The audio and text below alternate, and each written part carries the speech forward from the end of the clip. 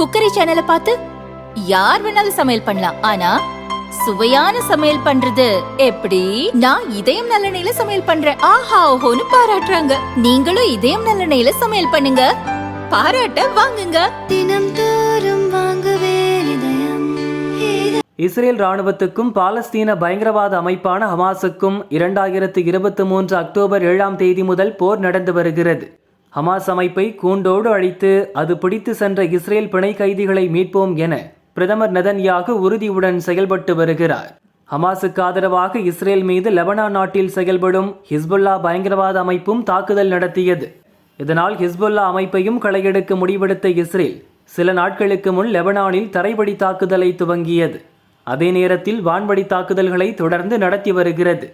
Israel Hezbollah சண்டையால் Lebanon மக்கள் பலியாவதை கருத்தில் கொண்டு போரை முடிவுக்கு கொண்டுவர உலக நாடுகள் முயன்றன. ஆனால் ஹமாஸ் மற்றும் ஹிஸ்புல்லாக்களை வேரோடு அழிக்கும் வரை போரை நிறுத்த மாட்டோம் என நெதன்யாகு ஐநாவில் ஆவேசம் காட்டினார். கடந்த சில நாட்களாக லெபனான் தலைநகர் பெய்ரூட்டில் ஹிஸ்புல்லாக்களை குறிவைத்து வான்வழி தாக்குதலை இஸ்ரேல் தீவிரமாக நடத்துகிறது. இப்ராஹிம் அகில், அலி கராக்கி, புவாட் சுகூர் என வரிசையாக ஹிஸ்புல்லாக்களின் முக்கிய தளபதிகளை இஸ்ரேல் ராணுவம் கொன்று குவித்தது. எல்லாவற்றுக்கும் உச்சமாக கடந்த வாரம் ஹிஸ்புல்லா தலைவர் ஹசன் நஸ்ரல்லாவை குறிவைத்து பெய்ரூட்டில் இஸ்ரேல் வான்வழி தாக்குதல் நடத்தியது. இஸ்ரேலுக்கு சிம்ம சொப்பனமாக விளங்கிய நஸ்ரல்லா கொல்லப்பட்டார். இதனால் ஹிஸ்புல்லா இயக்கத்தினர் நிலைகுலைந்து போனார்கள். நஸ்ரல்லாவை தொடர்ந்து அவரது மகள் சைனாப் நஸ்ரல்லாவையும் இஸ்ரேல் குண்டு வீசி கொன்றது. நஸ்ரல்லா கொலைக்கு இஸ்ரேலை பழி தீர்ப்போம் என ஹிஸ்புல்லா அமைப்பினர் சபதம் எடுத்தனர். ஆனால் ஹசன் நஸ்ரல்லாவின் மருமகன் ஹசன் ஜாஃபர் அல் காசிரும் நேற்று முன்தினம் இஸ்ரேல் நடத்திய தாக்குதலில் பலியானார்.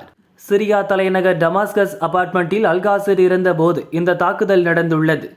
தொடர்ந்து ஹிஸ்புல்லா அமைப்புக்கு பின்னடைவு ஏற்பட்ட நிலையில் இஸ்ரேல் மீது ஈரான் திடீரென 200 ஏவுகணைகளை ஏவி தொடர் தாக்குதல்களை நடத்தியது.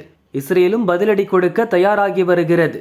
இஸ்ரேல் ஏற்கனவே ஹமாஸ், ஹிஸ்புல்லாக்களுடன் ஒரே நேரத்தில் சண்டையிட்டு வரும் நிலையில் ஈரானுடனும் போரில் இறங்கினால் அது 3வது உலகப் போராக மாறும் அபாயம் உள்ளதாக உலக நாடுகள் அஞ்சுகின்றன. மேற்காசியாவில் போர் பதற்றம் அதிகரித்து வரும் நிலையில் ஹிஸ்புல்லாக்களை முற்றிலும் ஒழிக்கும் நோக்குடன் பெய்ரூட்டில் இஸ்ரேல் ராணுவம் தொடர்ந்து ஏவுகணை தாக்குதல்களை நடத்தி வருகிறது. இதில் ஹிஸ்புல்லா அமைப்பின் அடுத்த தலைவராக அறிவிக்கப்பட்ட ஹஷேம் சஃபுதீன் கொல்லப்பட்டார்.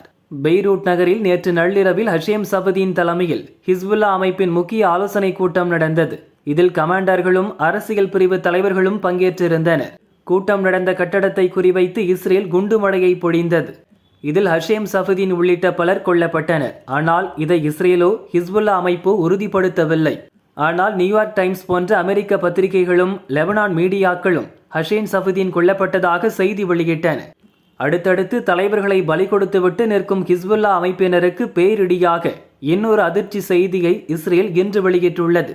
முகமது யூசப் அனிசி என்ற முக்கிய பயங்கரவாதியை கொன்றுள்ளதாக இஸ்ரேல் ராணுவம் அறிவித்துள்ளது.